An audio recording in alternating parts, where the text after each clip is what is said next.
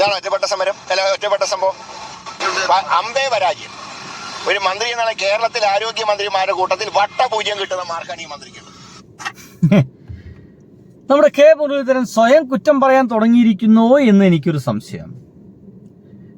ഇദ്ദേഹം പ്രതിപക്ഷത്തായിരുന്ന സമയത്ത്, അതായത് ഇവിടെ പിണറായി വിജയൻ ഭരിക്കുന്ന സമയത്ത്, നമ്മുടെ വീണ എന്ന് പറയുന്ന ആ ഒരു ആരോഗ്യമന്ത്രിക്കെതിരെ ഇദ്ദേഹം പറഞ്ഞ ചില വാക്കുകളൊക്കെ ഉണ്ടല്ലോ, പൊന്നു സുഹൃത്തുക്കളെ, സഹിക്കില്ല.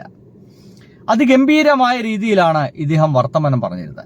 സുഹൃത്തുക്കളെ, ഇന്ന് നമ്മൾ സംസാരിച്ചു കൊണ്ടിരിക്കുന്ന ഈ ഒരു സമയത്തിന് എത്രയോ മണിക്കൂറുകൾക്ക് മുമ്പ് തിരുവനന്തപുരം മെഡിക്കൽ കോളേജ് ആശുപത്രിയിൽ കിഡ്നി രോഗത്തിന് ചികിത്സയിലിരിക്കെ കട്ടിലിൽ നിന്ന് വീണ രോഗി മരിച്ചു.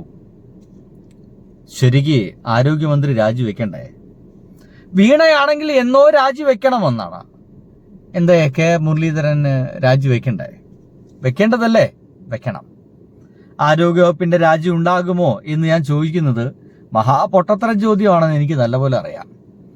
ഇതിലൊന്നും രാജിവെക്കേണ്ട കാര്യമില്ല എന്നും എനിക്കറിയാം. പക്ഷേ പിണറായി വിജയൻ ഗവൺമെന്റ് ആണെങ്കിൽ രാജിവെക്കണം. ഇനി ആ വാർത്ത നിങ്ങളൊന്ന് കേൾക്കുന്നത് നന്നായിരിക്കുമെന്നുള്ളതാണ്. തിരുവനന്തപുരം മെഡിക്കൽ കോളേജിൽ കട്ടിലിൽ നിന്ന് വീണ രോഗി മരിച്ചതായി പരാതി. കൊല്ലം പേരയം സ്വദേശി വിൽഫ്രഡ് ആണ് മരിച്ചത്. 5-ാം വാർഡിൽ കഴിഞ്ഞ ശനിയാഴ്ചയാണ് അപകടമുണ്ടായത്. മഞ്ഞപ്പിത്തം കരളിനെയും തലച്ചോറിനെയും ബാധിച്ചിരുന്നു. രോഗം മൂലം പെരുമാറ്റ പ്രശ്നങ്ങൾ ഉണ്ടായിരുന്നുവെന്ന് ആശുപത്രി അധികൃതർ പറഞ്ഞു. MG പ്രതീഷ് ഉണ്ട്. MG പ്രതീഷ്, കട്ടിലിൽ നിന്ന് വീണ് മരിച്ചു എന്നുള്ളതാണ്. ആ സമയത്ത് ബൈസ്റ്റാൻഡർമാരോ ആരും ഉണ്ടായിരുന്നില്ലേ?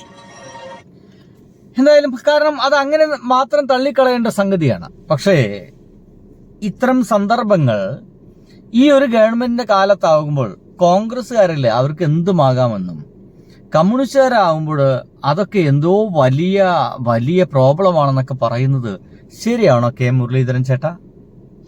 ഇതാണ് ഒറ്റപ്പെട്ട സമരം, അല്ല ഒറ്റപ്പെട്ട സംഭവം. അമ്പേ പരാജയം. ഒരു മന്ത്രി എന്നാണ് കേരളത്തിലെ ആരോഗ്യമന്ത്രിമാരുടെ കൂട്ടത്തിൽ വട്ടപൂജ്യം കിട്ടുന്ന മാർക്കാണ് ഈ മന്ത്രിക്കുള്ളത്. അല്ലേ? ഇദ്ദേഹം തന്നെ പറയുന്നത് വട്ടപൂജ്യമാണ് കിട്ടുക ഈ മന്ത്രിക്ക് എന്നാണ്. ഇത് ഇപ്പോഴത്തെ വീഡിയോ അല്ല. ഇത് വീണ നമ്മുടെ ആരോഗ്യമന്ത്രി ആയിരിക്കുന്ന സമയത്ത് അദ്ദേഹം നടത്തിയ ഗംഭീരമായ വിമർശനങ്ങളാണ്. ഈ കർമ്മ എന്നൊക്കെ പറയും ചില ആളുകൾ, അതേപോലെ തിരികെ കിട്ടുന്നേ.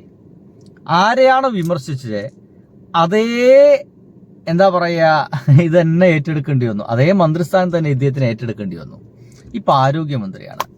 കൊറോണ സമയത്ത് ചൂടായി കഴിഞ്ഞ കൊറോണ മരിച്ചു പോകും എന്നൊക്കെ പറഞ്ഞ വിദ്വാനാണ്. എന്താകുമോ എന്തോ ഒരു പിടുത്തവുമില്ല. എന്തായാലും ഇനി ഇദ്ദേഹം അധികാരത്തിൽ കയറി 30 ദിവസം തികഞ്ഞിട്ടില്ല. എന്തൊക്കെ സംഭവിച്ചു നമ്മുടെ ആരോഗ്യ കാര്യങ്ങളിൽ, കേരള ആരോഗ്യ കാര്യങ്ങളിൽ എന്തൊക്കെ സംഭവിച്ചു കേട്ടോക്കൂ. മെഡിക്കൽ കോളേജിൽ ഡോക്ടർക്ക് പാമ്പ് കടിയേറ്റു. പീഡിയാട്രിക് വിഭാഗത്തിലെ ഡോക്ടർ ശ്രേയയുടെ കാലിൽ പാമ്പ് കടിക്കുകയായിരുന്നു. മഞ്ചേരി മെഡിക്കൽ കോളേജ് പാമ്പിന്റെ കാര്യം ഏറ്റവും റീസെന്റ് ആണ് കേട്ടോ, മണിക്കൂറുകളെ ആവുന്നുള്ളൂ. ചികിത്സാപ്പിഴെന്ന് പരാതി.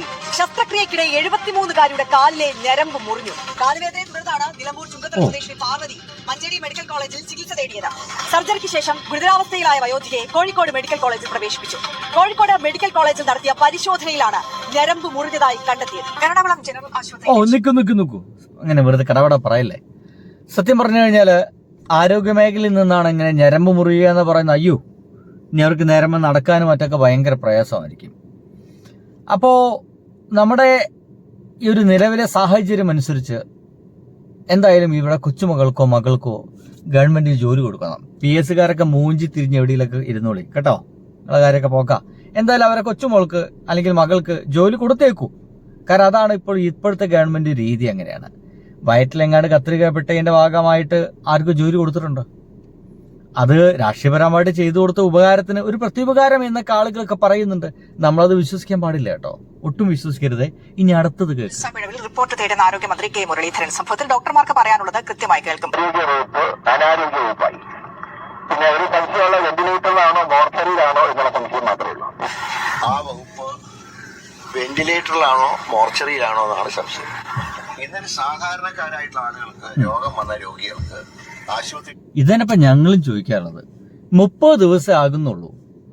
മിക്കവാറും വെന്റിലേറ്ററിലേക്ക് കയറ്റേണ്ടി വരുമോ ആരോഗ്യവകുപ്പിനെ?